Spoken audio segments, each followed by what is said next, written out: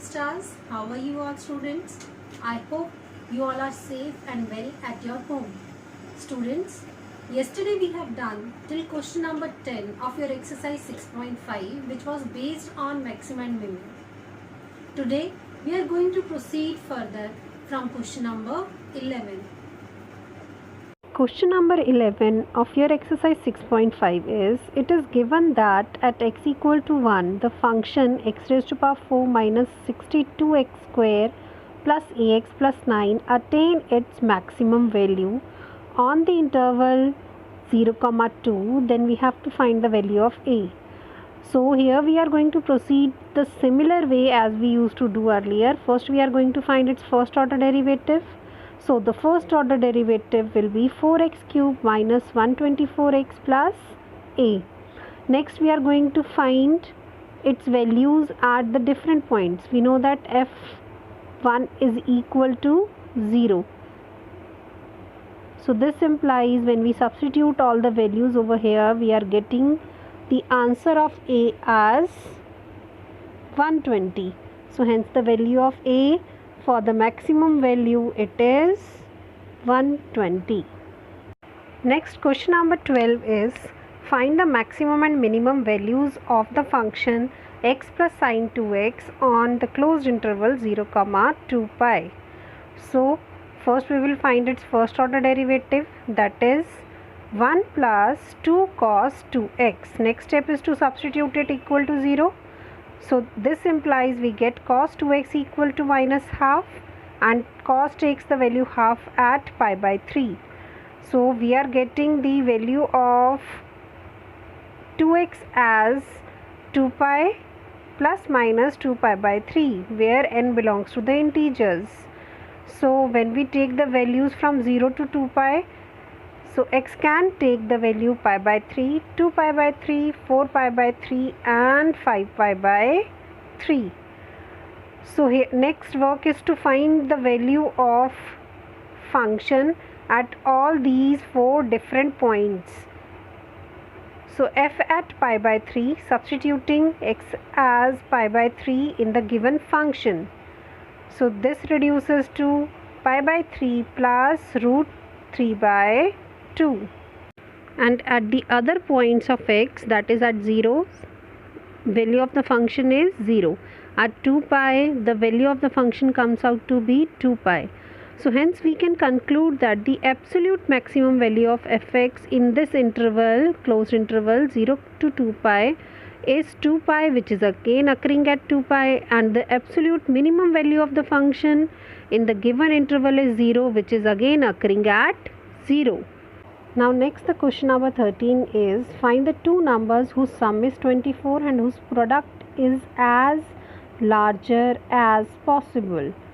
So here let us consider one number as x. So because their sum is 24, so that means other number will become 24 minus x. Now the function which we have to make to the greatest, suppose we will consider that as px. So that is the product of these two numbers. So x into with 24 minus x, which reduces to 24x minus x square. Next is the same procedure as we have done in the previous question. First we will find out the first order derivative, that is 24 minus 2x. Next we are going to substitute that equal to 0. So here x comes out to be 12. Next step is to find the second order derivative, that is minus 2. Clearly minus 2 is less than 0. So this implies this is the point of local maxima. Students, if second order derivative is negative, that is the point of local maxima. If second order derivative comes out to be positive, then it is the point of local minima. Negative maxima, positive minima. It is only for the second order derivative. So thus the points or the numbers which will attain the maximum values are 12, 12. Next question number 14 is, if two positive numbers x and y are such that their sum is 60 and x into y cube is maximum, then we have to find these values of x and y for which these two conditions hold. So here our function fx becomes xy cube and x plus y is equal to 60. That means y will be 60 minus x. So we will substitute the value of y. So function becomes x into 60 minus x whole cube. Students, remember we have to reduce our function in one variable. Otherwise its derivative will not be possible for us. So next step is to find its first order derivative and substitute that equal to 0. So we have find its first order derivative, and on substituting it equal to 0 we will get the values of x as 60 or 15. Next is to find its second order derivative. When we find its second order derivative and substitute the values of x as 60 and 15, so we will see the sign of f double dash x. So when x is equal to 15, f double dash x comes out to be negative, less than 0. So that means this is the point of local maxima. When we substitute x as 60 and f double dash x is equal to 0, that is positive. So local minima. So hence we are getting the values at x equal to 15 and x equal to 60. So thus the two numbers reduces to 15 and 45. Now the next question 15 I am giving as a homework to you. It is just similar to question number 14. Just try it once.